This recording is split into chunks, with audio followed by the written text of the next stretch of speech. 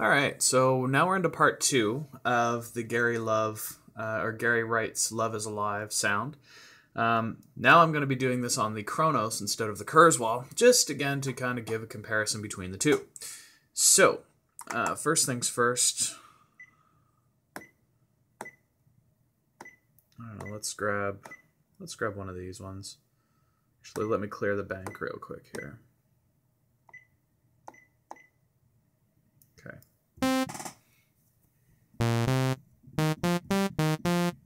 All right, so same approach as the Kurzweil. Now, I've already listened to the sound. I already have a good idea of what it sounds like. I'm still going to be doing A-B comparisons, but because I already have the basics figured out, like it's monophonic, like it's, like all of these things, I'm just going to kind of run through really quickly and set them all up. So for those of you that didn't watch the Kurzweil video, basically what I found out is the Gary Wright "Love Is Alive" sound, the bass sound that he's using, it's monophonic. It sounds like it's a triangle and saw wave kind of,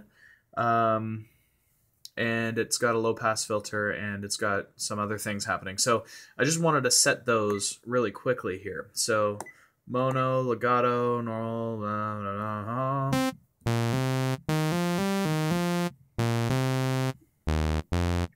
Okay, good.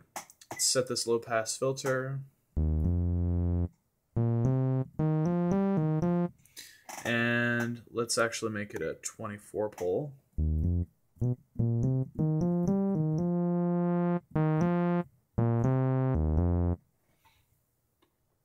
Okay, good. And let's change our oscillators. So we've got sol pos, let's go triangle. The other one can be saw. Since, this is what we used on the Kurzweil and we know it works. So now we can just kind of go right there. So the next thing was the filter. So we know that the filter was affected. It had an envelope generator. So the filter mod, we don't need LFO, we just need this. So the filter mod EG, we don't need that to affect it. It's just...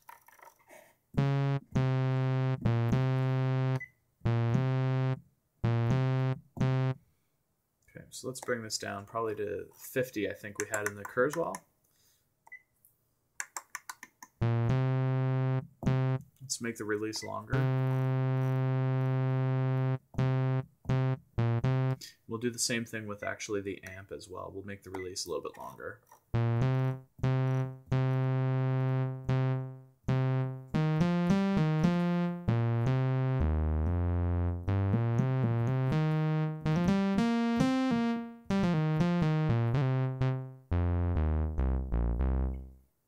All right, so far so good.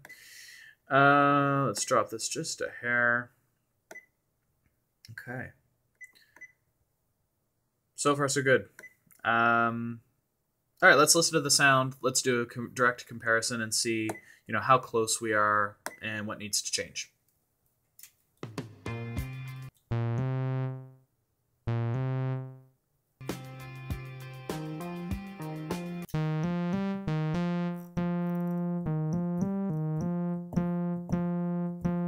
Okay, so the filter needed to close and the EG needs to impact it more. So we need to send more of the filter control to the EG. So let's give it some more.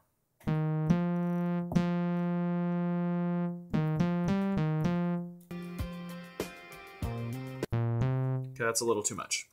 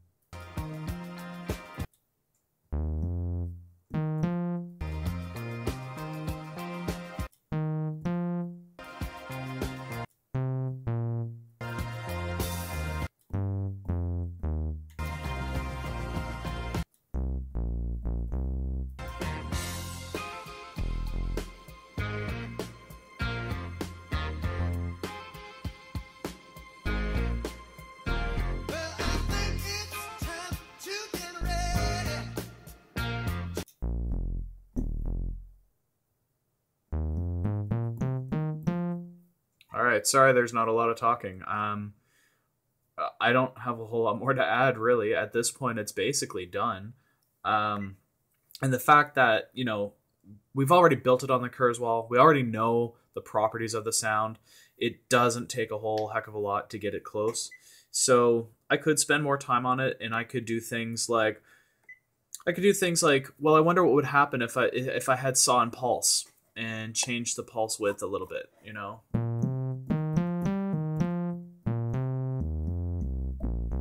Maybe I wanted to assign that pulse width. Maybe I wanted to assign that to EG1 as well.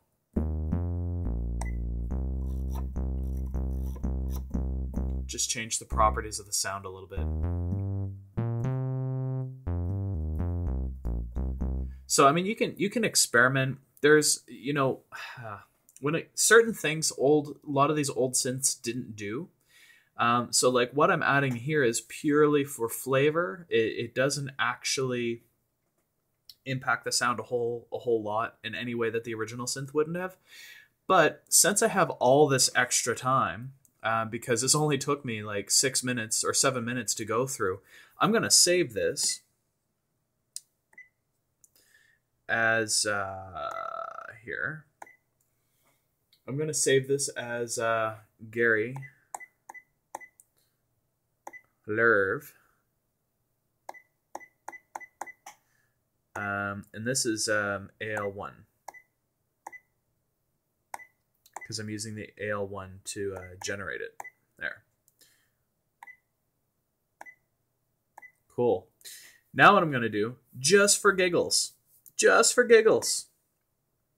might not find it all that giggly, but I do. I am, instead of using the AL1, I am going to use the MS20. So again, another different synth. Okay, if you think of it, well, it may be a virtual synth inside of the Kronos. You can still think of it as a synth, right? Same thought process applies. The same mentality applies on how you're building the sound. The only difference now is that we have a different interface. So I'm going to go, this one's triangle, this one's saw, my pitch is the same, my portamento, I wanted to have, we'll leave it there, like right there for now. We'll have to turn this off so we have our bass filter sound. And we're just going to do the sound again, this time in the MS20EX.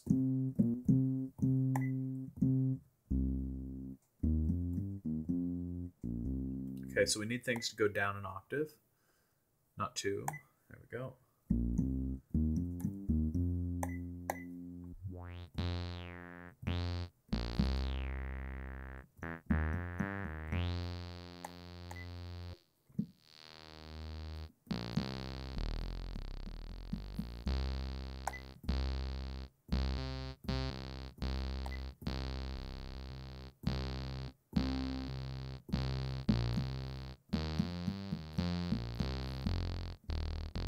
All right, so pitch.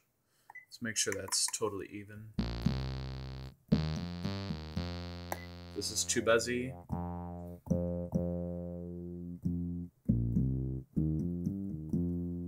Let's start adding.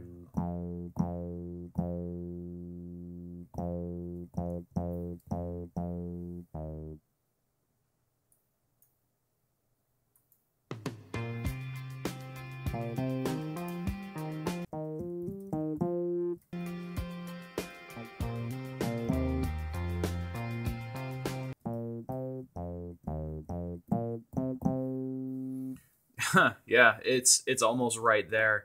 Couple minor things that we're gonna do is just change like decay time and stuff here.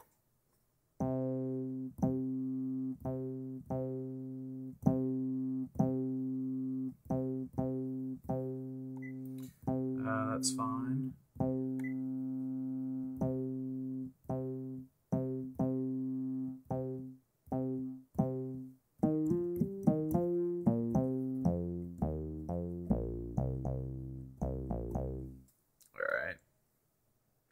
Change the pitches back because it turns out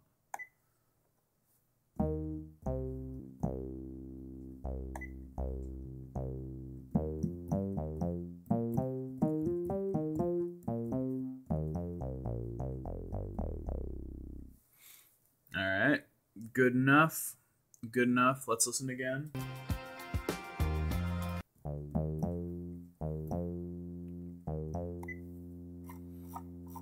Just so you're aware of what I'm doing, this analog, all it does is, with analog, the higher the analog value, analog synths in the day needed to warm up first before they would hit pitches accurately. And even then, sometimes the pitches would have a slight variance.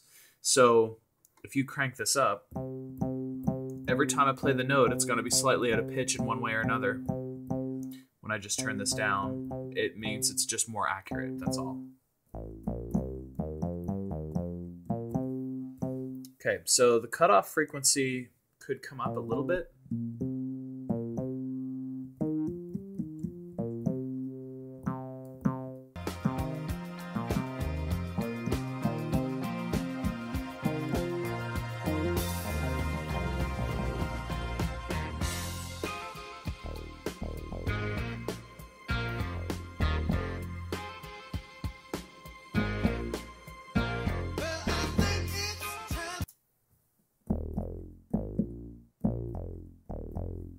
Okay, so this needs to come down just a hair.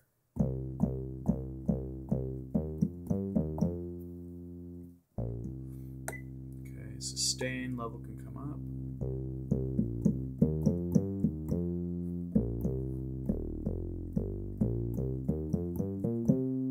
And the filter can open up just a little bit more now too.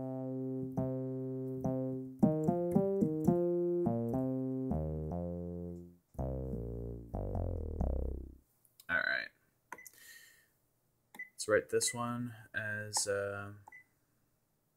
lerv 2. Oops.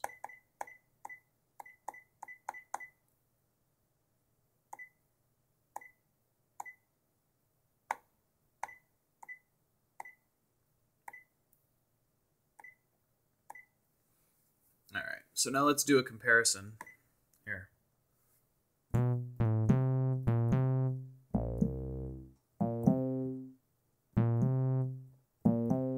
So you can tell that they have slightly different characteristics, and a lot of that's just going to be based off of the filter types. But again, you can totally customize this however you want. These are just some, options that are available to you, but you'll notice that the programming idea, the programming mentality is exactly the same. So this one, they again, one of the things that I've mentioned in previous videos is, if I spend, let's say, 15 minutes on a sound, I might get it 80% of the way.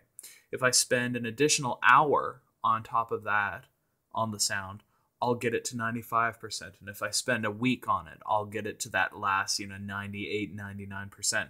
So the most of your work, it all depends on how much work you actually want to do. But the majority of the work that you do, as long as you're making changes and it gets you closer to the sound, then, until you're happy with it, that's the big thing. So in this case, I've spent 15 minutes on it on the Kronos. I've made it in 2 separate engines on the Kronos in 15 minutes, and they both sound decent. They have, again, slightly different variances between the two.